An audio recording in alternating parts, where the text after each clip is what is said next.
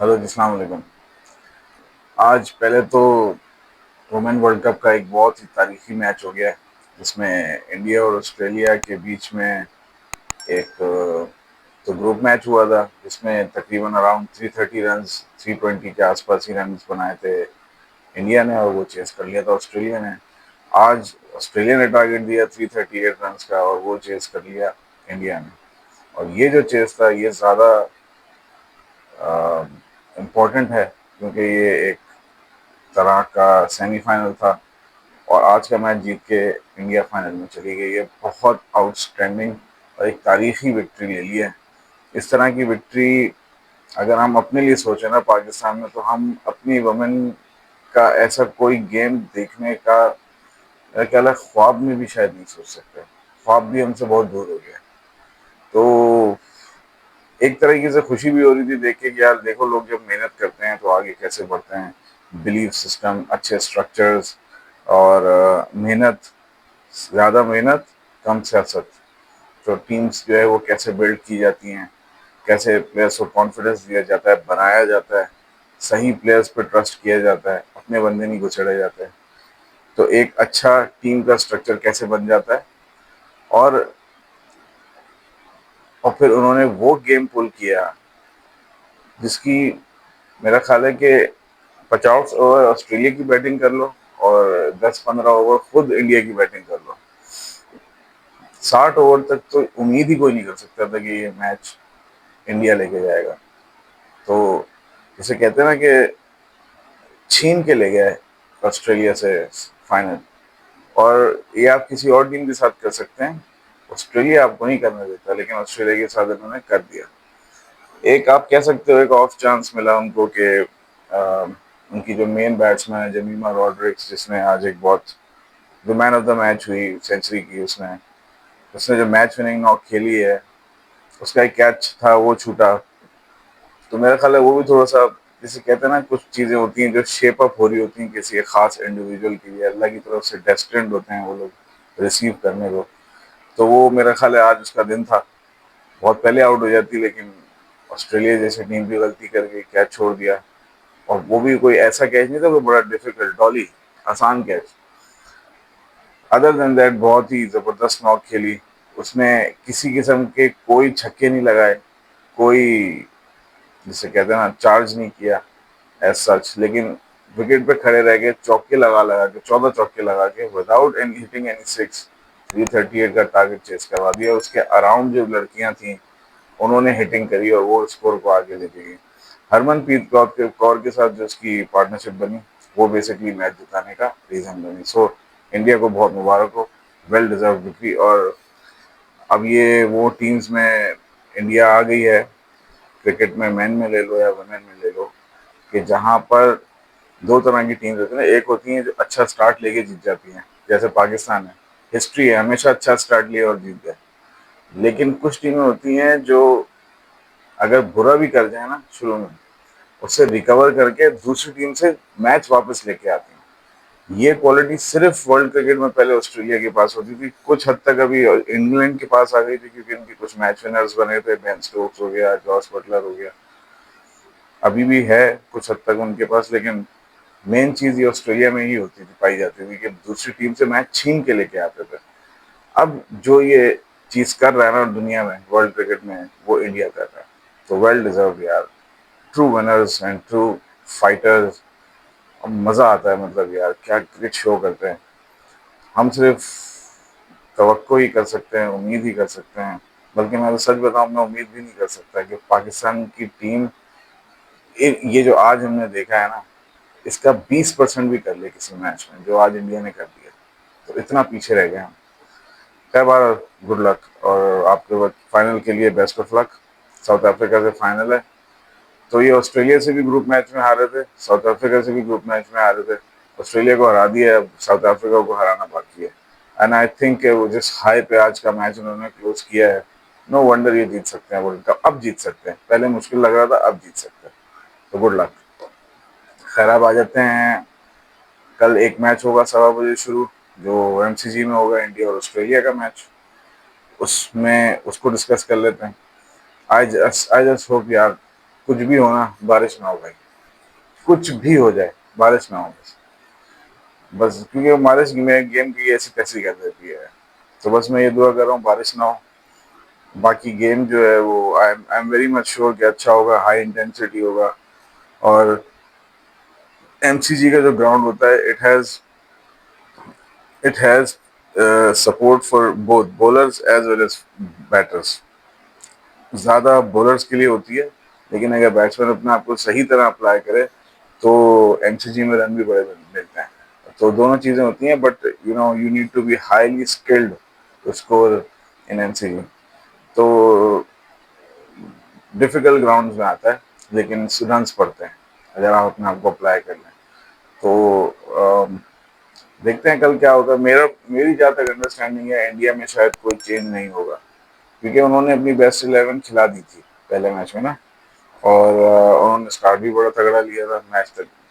Never know, चाहे वो ले ही जाते मैच को। अगर 10 के रन रेट से एक टीम जा रही है, और अगर मैं ये कह रहा हूँ 190 भी कर लेते, तो with Jasprit Bumrah in your lineup, आप तो किसी टीम को भी लिटा सकते हो यार। तो 10 रन बहुत, 10 8 8 9 रन, 10 रन पर ओवर तो जसप्रीत बुमराह के लिए बहुत है। तो ऑस्ट्रेलियन कंडीशन स्पेशली, जहाँ वो बहुत अच्छी बॉलिंग करता है, तो मेरे हिसाब से इंडिया तो अनचेंज्ड जाएगी। और ऑस्ट्रेलिया किसके साथ जाएगी, ये है सवाल, सबसे जरूरी सवाल, कि ऑस्ट्रेलिया किसके साथ जाएगी। मुझे लग रहा है कि शायद, पता नहीं क्यों मुझे ऐसा लगता है कि शायद ये नेथन एलिस और मैथ्यू कुनिमन के साथ स्टिक करेंगे सेकंड मैच में। उसके बाद अगर कोई चेंजेस बनते हैं, लगा कि हार रहे हैं, कुछ हो रहा है, तो शायद एडम जंपा और आपका शॉन एबर्ट आएगा फिर। लेकिन मैं ये बात भी सोच रहा हूँ कि अगर बॉलर्स को कहीं, अच्छे फास्ट बॉलर्स को कहीं सपोर्ट मिल सकती है ना स्विंग की। वैसे तो ऑस्ट्रेलिया में हर जगह ही स्विंग का सपोर्ट होता है, लेकिन अगर कहीं अच्छे फास्ट बॉलर्स का स्विंग, तो वो बॉलर जो तेज करते हैं और आगे करते हैं, तो वो शॉन एबर्ट है। शॉन एबर्ट मेरे हिसाब से बेटर ऑप्शन है नेथन एलिस से। बट जैसे मैंने कहा कि यू नेवर नो, उसकी उसकी स्किल्स पे कुछ रीजन, फॉर सम रीजन बहुत भरोसा करती है ऑस्ट्रेलिया। तो हालांकि पिटता है, शुभमन गिल तो आगे निकल के उसको चौके मार रहा था यार। तो और देख के भी अफसोस हो रहा था कि यार वो भागता हुआ आता है, इतना तेज, इतना जोर लगाता है, शॉर्ट हाइट बॉलर है, बहुत जान भी मारता है, और निकलता है पेस वही 130 135 134 35 की पेस निकलती है, और सामने वाला चढ़ चढ़ के मार रहा है उसको। कोई डिफिकल्टी नजर नहीं आई मुझे उस इंडियन बैट्समैनों को उसे खेलने में। और जॉश हेजलवुड को उतना ही संभल के खेलते हैं, जैसे कि उन्होंने गेम प्लान बनाया हुआ है कि उसको रोकेंगे, इसको मारेंगे, इस तरह खेलना है। तो कुछ करना पड़ेगा डेफिनेटली इंडिया को, ऑस्ट्रेलिया को, ये समझने के लिए कि नेथन एलिस के साथ क्या करना है। और नेथन एलिस एक वीक लिंक बन रहा है यार, ठीक है ना। मैं बाकी बॉलर्स का फिर कह सकता हूँ वो शायद विकेट ले लें। जैसे मैथ्यू कुनेमन है, उसने पहले T20 में अच्छी बॉलिंग की, पहले वनडे में अच्छी बॉलिंग की थी। तो हो सकता है वो भी पिट जाए, लेकिन स्पिनर्स यूजुअली अच्छा कर जाते हैं। तो लेट्स सी क्या होता है, लेकिन कहीं भी स्टोरी जा सकती है। एमसीजी यूजुअली होती फास्ट बॉलर्स के लिए।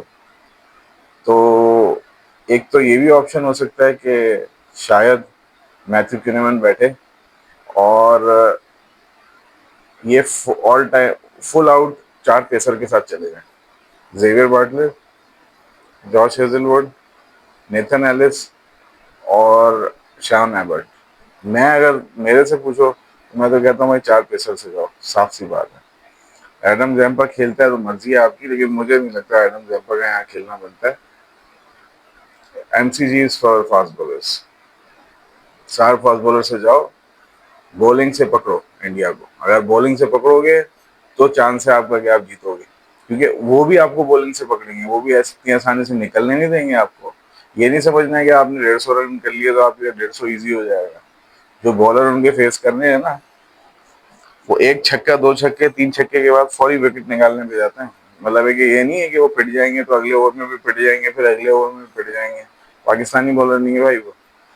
बहुत हाईली स्किल्ड और ट्रेन्ड प्रोफेशनल और बड़ी, जिसे कहते हैं ना, प्रिसिशन से बॉल करने वाले बॉलर हैं सारे के सारे। कोई एक का नाम नहीं लूंगा, सारे के सारे, सारे ही अच्छे हैं। तो मैं आज, मुझे पता नहीं क्यों ऐसा लग रहा है कि कल का मैच जो है वो इंडिया निकाल लेगा और Australia will have to play out of their skins. T20 की टीम इंडिया की ओडीआई से ज्यादा अच्छी हो गई है, ये मुझे ऐसा लगता है। तो देखो, मुझे, मेरी अंडरस्टैंडिंग ये है कि कल T20 इंडिया जीतेगा और फिर उसके बाद देखते हैं फिर आगे ऑस्ट्रेलिया को क्या चेंजेस करने चाहिए। लेकिन मेरा मशवरा ये है, एमसीजी में 4 फास्ट बॉलर खेलता हूँ। ठीक है, चलो ये तो हो गया आपका ऑस्ट्रेलिया का और इंडिया का मैच। अब आ जाओ कल हमारे वाले मैच में, हमारा क्या कॉम्बिनेशन होना चाहिए। सब लोग ये सोच रहे हैं कि जो है, अगर हमारी बैटिंग क्लिक कर जाए तो ये कर लेंगे वो कर लेंगे। देखो, बैटिंग तो क्लिक करनी ही है, इट्स अ गिवन। वो तो ऐसी चीज है कि नॉन नेगोशिएबल है, आपने करना ही करना है, वो आप इग्नोर नहीं कर सकते। तो बैटिंग तो अच्छी करनी ही है। और मैं भी देख रहा था यहाँ पे जो एवरेज स्कोर बनता है वो अराउंड अराउंड 160 से 190 के बीच में घूमता है। 160 थोड़ा बुरा स्कोर में आ जाएगा, 180, 185, 90 एक गुड स्कोर में आ जाता है। ठीक है, और एक चीज मैं और देख रहा था कि टीम्स बैटिंग फर्स्ट, ठीक है, वो अराउंड 61.85 यानी 62% विन है अगर पहले बैटिंग आ जाती है। उसके बाद आई थिंक शायद थोड़ा सा ड्यू सेटल करता है, तो शायद ड्यू की वजह से जो है दूसरी बैटिंग में आसानी हो जाती है। अच्छा, ये जब से न्यू ग्राउंड बना है ना, गद्दाफी स्टेडियम, यहाँ पे रन्स जो है वो अब बहुत तेज आ रहे हैं। तो हमने चैंपियंस ट्रॉफी के मैचेस में भी देखा था, अभी हमने टेस्ट मैच में भी देखा, और इससे पहले भी जो होते रहे हैं यहाँ पर मैचेस। तो एक चीज तो बड़ी वाजह है कि फास्ट बॉलर जितना जोर लगाता है उसको उतना तो जोर से शॉट जाता है। इंग्लैंड को जब हराया था ऑस्ट्रेलिया ने चैंपियंस ट्रॉफी में, 350 रन किए थे, ऑस्ट्रेलिया ने चेस कर दिया था। तो इंग्लैंड के पास सबसे अच्छे फास्ट बॉलर हैं, जोफ्रा आर्चर उनके पास, मार्क वुड उनके पास। मेरा ख्याल है जोफ्रा आर्चर नहीं था, लेकिन बाकी अच्छे बॉलर्स उनके पास तेज थे सारे के सारे। तो तेज बॉलिंग वो जितनी कर रहे थे उनको उतनी तेज शॉट पड़ रहे थे और उतना ही तेज जो है वो मैच खत्म भी हो गया। तो मुझे ऐसा लगता है कि आप, ठीक है, आप फास्ट बॉलर के साथ जाओगे, लेकिन किसके साथ जाओगे? नसीम शाह और शाहिन शाह अफरीदी दोनों के साथ जाओगे? मैं अगर टीम सोच रहा हूँ ना, तो मैं ये सोच रहा हूँ कि आप शाहिन शाह अफरीदी और फहीम अशरफ के साथ बॉलिंग ओपन करो। ठीक है, और आपकी जो स्पिन लाइनअप है ना, उसमें आगे और कौन कौन है? आपके पास अबरार है, अगर नवाज है, आपके पास साइम है। ये तो तीन हो गए, अभी आगा को हटा दो, ये आपके पास तीन है, इसमें उस्मान तारिक ऐड कर दो। तो बेसिकली जो मैं कह रहा हूँ वो ये कह रहा हूँ कि आप नसीम शाह को ड्रॉप करो और उस्मान तारिक को ऐड कर दो। क्योंकि पाकिस्तान की एक हिस्ट्री रही है कि पाकिस्तान जब ज़्यादा इम्पैक्टफुल परफॉर्मेंसेस निकाल देता है जब हमारी स्ट्रेटजी या हमारा कोई प्लेयर सामने वाली टीम ने नहीं देखा हो, तो हम सबसे अच्छी बॉलिंग, अब सबसे अच्छी परफॉर्मेंस देते हैं। ये हमारी हिस्ट्री बोलती है। और जैसे जैसे हमारा प्लेयर आता रहता है सामने, फिर टीम्स रीड करके उसी बॉलर को कूटती हैं। ये हमारी हिस्ट्री रही है। तो शुरू में हमारा सोहेल तनवीर भी आया था, बड़ा खतरनाक बॉलर साबित हो रहा था। किसी भी, ना ऑस्ट्रेलिया ना इंडिया, किसी बॉलर को, किसी बैट्समैन को उसके बॉल समझ नहीं आता था। ठीक है, और उसने आईपीएल में भी जाके राजस्थान के लिए बड़ी अच्छी बॉलिंग की थी, तो बड़ा तगड़ा बॉलर था। लेकिन जैसे जैसे वो वक्त के साथ साथ गया, उसका थोड़ा सा पेस जारी आता है, एज आगे जाती है तो पेस थोड़ा सा नीचे आता है। और फिर उसकी जो बॉलिंग की जो उसकी स्ट्रेंथ बनती थी, जो आउट स्विंग उसका निकलता था तेज, और थोड़ा सा फास्ट एक्शन था उसका, तो जरा रीड, थोड़ा सा अनऑर्थोडॉक्स एक्शन था, तो वो रीड भी नहीं होता था जल्दी। लेकिन एंड में उसको लोगों ने रीड करना शुरू कर दिया, फिर वो भी पिटे। मीडियम फास्ट तो था, जब वो रीड हो गया तो पिटना शुरू हो गया। तो यही चीज जो है ना, ये अभी उस्मान तारिक को किसी ने नहीं देखा है। उस्मान तारिक शायद पिटेगा भी, लेकिन ये विकेट निकाल देगा। आपको जीतने का फॉर्मूला बता रहा हूँ। शाहीन शाह अफरीदी, फ़हीम अशरफ, ये दो बॉलर हो गए आपके। क्या फ़हीम अशरफ को तो हटा नहीं रहे, वरना मैं कह देता भाई फ़हीम अशरफ ड्रॉप कर दो, रसीम शाह डाल दो। लेकिन ये इसके लिए तो आप राजी नहीं हो रहे। फ़हीम अशरफ तो मतलब किंग है, असली किंग तो वो है, बाबर आजम तो है ही नहीं। तो शाहीन शाह अफरीदी और फ़हीम अशरफ, ये आपके दो बॉलर हो गए, फास्ट बॉलर। पिट भी जाए तो कोई बात नहीं। उसके बाद आपके चार स्पिनर आते हैं, जिससे आपने मैच को पकड़ना है। ठीक है, मैं भी यहाँ पर इसका निकाल रहा था record. Other than leg break bowlers, chinaman, off break, और जो जो जैसे साइम करता है, वो वाली बॉल वाले जो बॉलर्स होते हैं, स्पिन बॉलर्स जो होते हैं, वो ज़्यादा इन विचेस पे इफेक्टिव हो जाते हैं एज कम्पेयर टू वो जो कि फुल पेस से आके सीधा सीधा बॉल करते हैं, फुल जान लगा के। और हमारे बॉलरों में दिमाग तो है नहीं, तो नसीम शाह भी तेज बॉल कर देते हैं, शाहीन शाह अफरीदी पिटते हैं, वो और तेज बॉल कर देते हैं ताकि उन्हें और जोर से शॉट पड़े। पहले छक्का अगर ग्राउंड के अंदर गिरा है तो अगला जो है वो पवेलियन की दीवार पे लगेगा जाके, तो और तेज करते हैं वो। तो मेरे हिसाब से पेस काम नहीं आएगा यहाँ पे भाई। यहाँ पर थोड़ा गाइल वाला बॉलर चाहिए। फ़हीम अशरफ वो कर सकता है क्योंकि उसके पास स्लोअर बॉल मौजूद है। थोड़ा सा वो अगर पहले या एक या दो ओवर निकाल दिया तो फिर आपके पास इनफ स्पिनर्स बचते हैं जिससे आप मैच पकड़ सकते हैं। और वो स्पिनर वो वाले स्पिनर नहीं है कि नॉर्मल यूं लटका देंगे, सामने वाला आके मार देगा। अच्छे स्पिनर हैं सारे के सारे। और उस्मान तारिक एक सरप्राइज हो सकता है। ये सरप्राइज अगर आपने सीरीज हारने के बाद उतारा तो कोई फायदा नहीं होगा। उतारना है तो अभी उतार देना कल। अगर उसका कोई बेनिफिट ले पाओगे सीरीज में तो अभी ले लोगे। ठीक है, बाद में आके दो मैच हारने के बाद उसको खिलाना और उसके बाद उससे एक मैच जीतना, इसका कोई फायदा नहीं। इम्पैक्ट चाहिए तो अभी उतार देना उसको। अबरार और उस्मान तारिक दोनों खेलते हैं, ठीक है ना, तो आप एक्सपेक्ट करो। फिर आपका नवाज भी है, तीन हो गए, और फिर साइम है, चार हो गए। ये चार स्पिनर से जाओ, ठीक है। फिर ये आपके ऊपर, आप देख लेना भाई कौन सा बॉलर बेहतर बॉलिंग कर रहा है, उस हिसाब से ओवर्स दे देना। लेकिन बनते आपके ये चार हैं, आपने इनसे जाना है। फ़हीम अशरफ से पहला एक ओवर करा लो, उसके बाद बस स्पिनर से जाओ, ठीक है। और मुझे एक भी और चीज़ भी है जो मेरे जहन में बार बार चल रही है, जैसे मैंने पिंडी का बोला था कि क्योंकि टेस्ट मैच की विकेट उसी वक्त बनी थी, फिर थोड़े टाइम के बाद ही हमने जो है वो, मेरा ख्याल है एक हफ्ते के गैप से हमने जो है वो T20 सीरीज खेली, तो पिंडी की पिच में कहीं ना कहीं स्पिन मौजूद था। अब लाहौर की पिच भी जो टेस्ट मैच के लिए बनी थी उसका कोई बहुत टाइम नहीं हुआ है, 10-12 दिन ही हुए होंगे, 15 दिन हुए होंगे ज़्यादा से ज़्यादा। क्या उसमें भी थोड़ा सा स्पिन बाकी होगा? क्या पिच का नेचर जो है वो 10 दिन में फौरी चेंज हो जाएगा? मे बी हो जाए, और मे बी हो सकता है ना हुआ हो सकता है उसे कवर अप भी किया जाए तो वो उतना ना कवर अप हुआ हो जितना होना चाहिए उसे। तो मे बी हो भी सकता है कवर अप हो गया, वो पिच हार्ड हो गई हो जैसी उसकी एक्चुअल नेचर है लाहौर की पिच की। और मे बी हो सकता है उस पर थोड़े से वो इफेक्ट्स मौजूद हों जो हमने ब्रश मार मार के बॉल विकेट को घिसा था और घास उड़ाई थी। तो हो सकता है वो इफेक्ट्स अभी भी पिच पे मौजूद हों और बॉल थोड़ा सा स्पिन ले ले। तो अगर बॉल स्पिन हल्का सा लेगा तो आपको चार स्पिनर बहुत फायदा देंगे। लेकिन अगर बॉल स्पिन नहीं भी ले रहा तो भी आपका फायदा इसलिए हो जाएगा क्योंकि यहाँ पर पेस और जोर का शॉट लगता है, ठीक है। जो बॉलर गाइल के साथ बॉल करता है वो बच जाता है। अभी तो मुझे तो यही समझ में आता है। पहली बैटिंग में आप जीत जाओगे, लेकिन वही वाली बात है। अब अगर लेट से दूसरी बैटिंग में जो है वो ड्यू आता है तो फिर ये भी सोचना होगा। लेकिन बहरहाल विन रेशियो जो है वो पहली बैटिंग में जो है वो 62% है।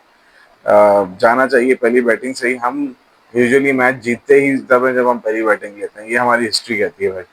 हमने बड़े बड़े सारे टूर्नामेंट जो भी दुनिया में हिस्ट्री में जीते हैं अपनी, वो बड़े पहले बैटिंग करके जीते। दूसरी बैटिंग में तो हमें खेलना आया ही नहीं।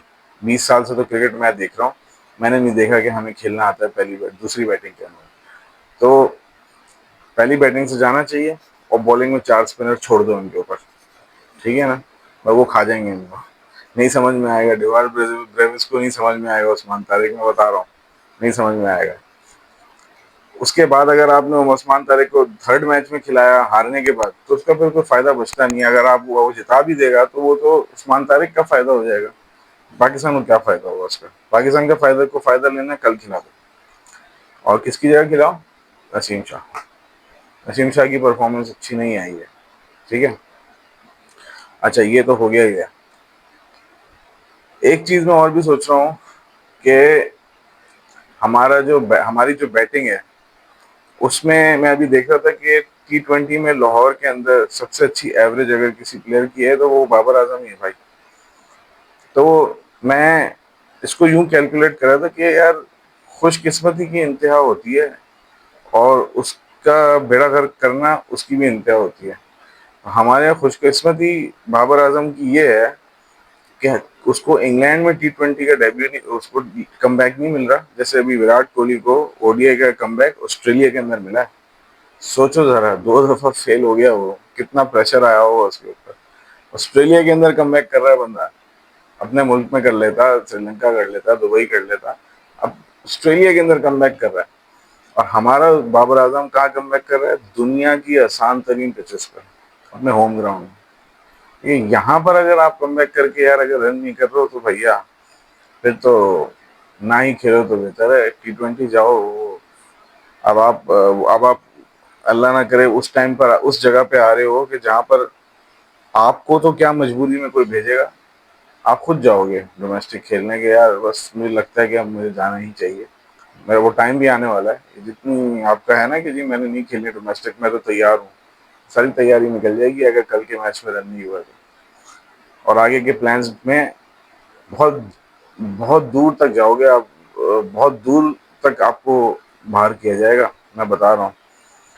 वर्ल्ड कप के प्लान्स तो भूल जाना, समझ रहे हो ना।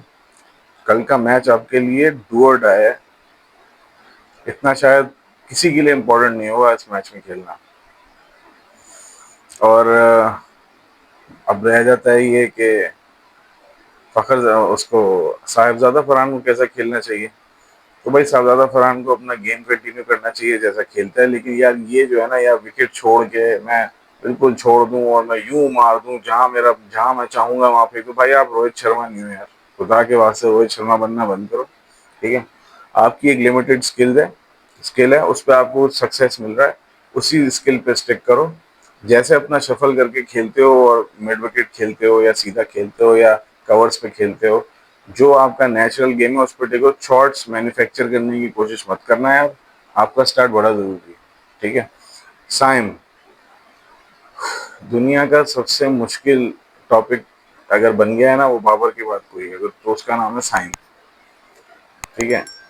ये भी उसी डगर पे चल पड़े हैं जिस डगर पे शाहिद अफरीदी और मोहम्मद हफीज चलते थे, कि जी आओ बैट्समैन बन के बॉलिंग कर दो, टीम में जगह बना लो, फिर एवरेज परफॉर्मेंस देते रहो, कोई बात नहीं करेगा।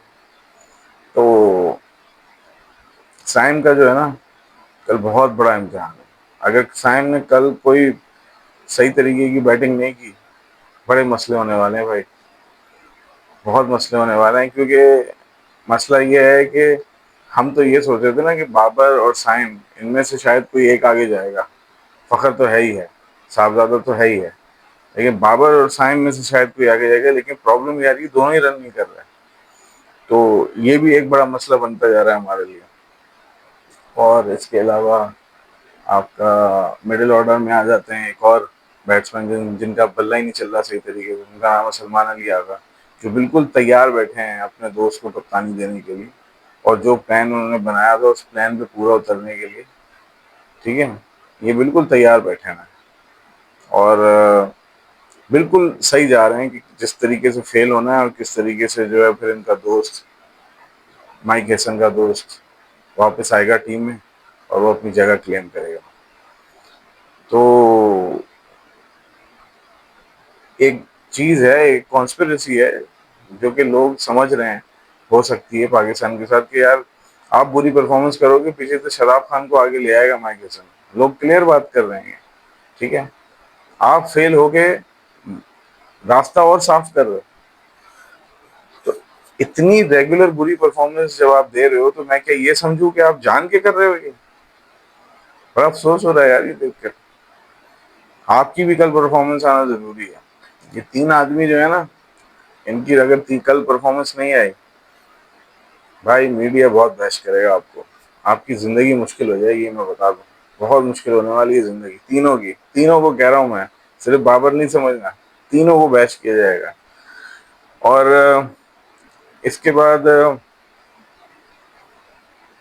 जो हमारा हमारा जो बॉलर है अबरार अहमद, उसने भी इतनी अच्छी बॉलिंग नहीं की थी पिछले मैच में, तो उस पर भी जिम्मेदारी आती है कि इस मैच में थोड़ा सा अपने आप को पिकअप करे और बेहतर परफॉर्मेंस देने की कोशिश करे। या ये 40 रन 10 ओवर में ना, ये कोई परफॉर्मेंस नहीं होती भाई, ठीक है ना। 10 रन पर ओवर पिट रहे हो यार मजे से, ये कोई परफॉर्मेंस नहीं। आपको अपनी परफॉर्मेंस इंप्रूव करने के लिए पाकिस्तान आपको हमेशा एज अ की और स्पेयर हेड स्पिनर देख रहा है। स्पेयर हेड स्पिनर 40 रन खाता है। जाओ स्पेयर हेड स्पिनर देखो इंडिया में किस तरह बॉल करते हैं, देखो जरा जाकर। तो स्पेयर हेड स्पिनर जब बनाया जा रहा है तो स्पेयर हेड स्पिनर वाली बॉलिंग करो, और आप जानते हो बॉलिंग करना। आप 10-10 12-12 रन के 4 ओवर निकालते हो, ये आपकी क्वालिटी है, पर ये क्वालिटी यहाँ पर शो करो। से मूव होने वाले ट्रैक्स पे तो हर कोई बॉल कर लेगा, इधर शो करो अपनी क्वालिटी, ठीक है। तो बस आज की वीडियो यही है। कल 8 बजे मैच शुरू होगा पाकिस्तान का शाम में। आई जस्ट होप के ये लोग इज्जत रखेंगे अपनी भी, मुल्क की भी। और भाई कल खुदा के वास्ते कुछ नहीं तो कुछ नहीं ना, पाकिस्तान का सोच के रन कर लेना यार, अपनी फिक्र नहीं है ना करो। क्योंकि कल अगर आप लोग हारोगे, मैं कसम खा रहा हूँ बहुत प्रॉब्लम में आ जाओगे आप लोग खुद। बहुत बैश हो गए यार, बहुत बैश हो गए। अपने आप को बैश होने से बचाओ कल, ठीक है। बस आज की वीडियो इतनी है। वीडियो को लाइक कर लेगा, चैनल को सब्सक्राइब कर लेगा। कल मिलते हैं आपके साथ इंशाल्लाह। अल्लाह हाफिज़।